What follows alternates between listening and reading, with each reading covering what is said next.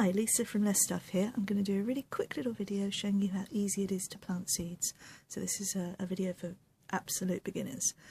I've got a little tray here with holes in the bottom. You could use a plant pot, you could use those little plastic trays that your mushrooms come in or anything like that. For seedlings you don't generally need drainage, but because this is going on the hydroponics unit, I'm just going to put in some of these things.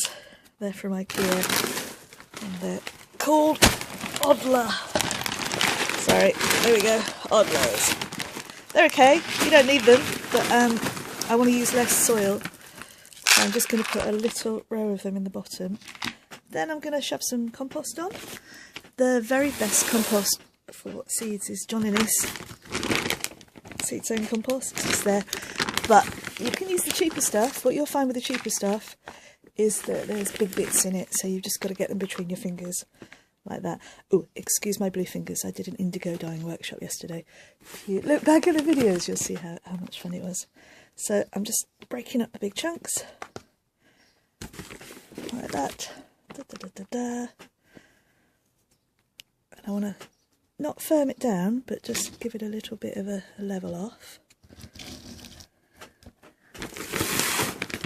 Now I'm going to draw a little line in the middle,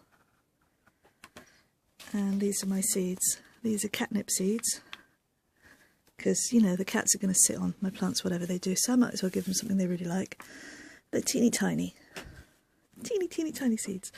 So the general rule is that you only want to put them down the same height as the seed, so I might make that little row a little bit less deep.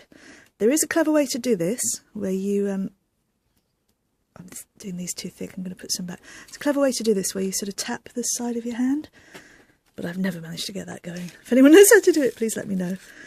So excess seed goes back into the envelope.